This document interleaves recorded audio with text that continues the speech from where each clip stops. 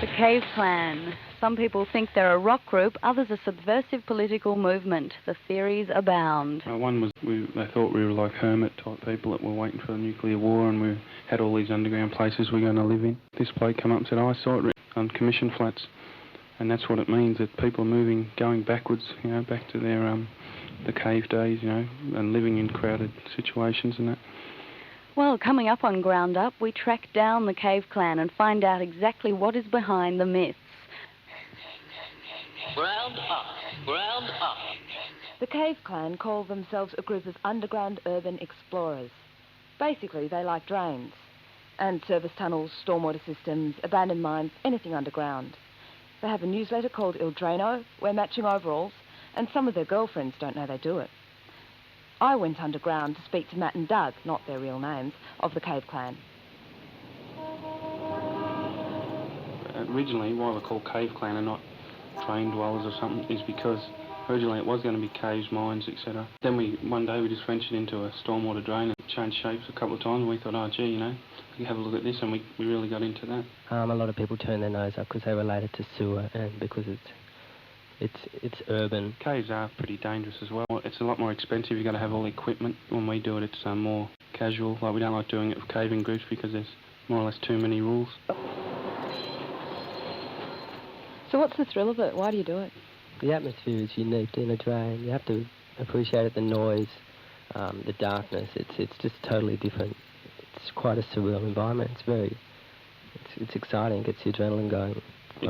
If you've got a sense of adventure, stormwater drains have probably more to offer than caves. They're handier to get to. There's a place we've got called the Chamber, where we have a couple of parties a year. It's very big down there, and we got about 50 people there last year, which is quite a few considering it's a stormwater drain.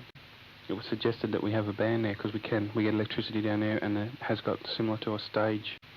And a band that we go and see, mainly for namesake, we started seeing them. We just got into them. It was inner city cave dwellers. A couple of them said, it'd be a really interesting thing to do. Just the same as exploration, you're looking for something different, and when you find it, and you find a lot of different things in drains. What sort of things have you found? Say, like rusty, old, unusable guns. There's actually a full car crushed up in one where we more or less couldn't get past because it was somehow forced into a drain that was a lot smaller than the car. People, you meet a lot of people. You find animals, but not any more than others. Like you won't find like rats every time you go up. Occasionally you see a rat, occasionally you see a turtle, we've seen a few ferrets. What else do you see? Duck. Oh yeah, ducks. There's one drain in particular under La Trobe Uni.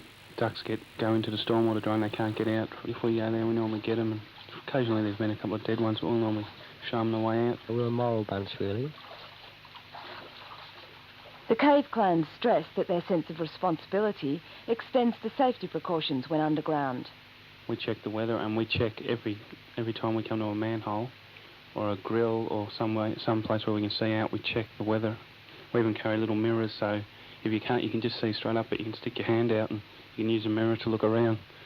We check the weather. That's one of the main dangers. There's also, they say, gases. We haven't come across that. The threat of the weather was actually something the current affair crew decided they'd ignore when they did some filming, which you might have seen earlier this week.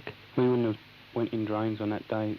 When they filmed, they wanted us to go under the city. We didn't want to. Said the weather's no good. It was actually raining when we went in. They got us to lift at 6 o'clock when everyone's going home. They parked their van in front of the manhole and lifted the manhole off, and they went in. And they sort of egged us on a bit, and they told us that the police were outside and that they were going to, you got to get out of here now, and they made us do it about 3 times. Come on now, off you go. We had to keep coming back.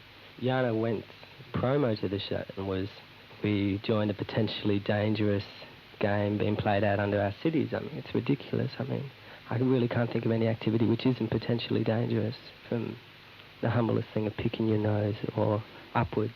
The thing bothered us was in Melbourne sewers, which we don't go in, and real-life ninja turtles and all that type of stuff, which we have nothing to do with. You don't associate yourselves with the Ninja Turtles? No, not in the least.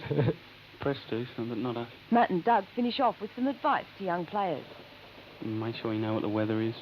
Make sure you know the area of the tunnel, like where it is and all that. That helps slightly if you have to get out suddenly or Make sure you're with someone else, at least another person. You don't get out in the middle of a road. Like, we know what type of manholes are in the middle of a road and what type are in a gutter. They have different types. So you could come up in the middle of Burke Street if you're under a tram, if you weren't lucky. Yeah, exactly. Yeah. I mean, if someone out there who sees all this, hears all this media interest, if they've really got a burning desire down, our PO box numbers are everywhere. They're welcome to write to us, and we can fill them in with info if they sound, if they're really interested, they maybe want to come out with us. Kate Rich was speaking to Cave Clan members Matt and Doug. To contact the clan, you can write to them at PO Box 268, Abbotsford 3067.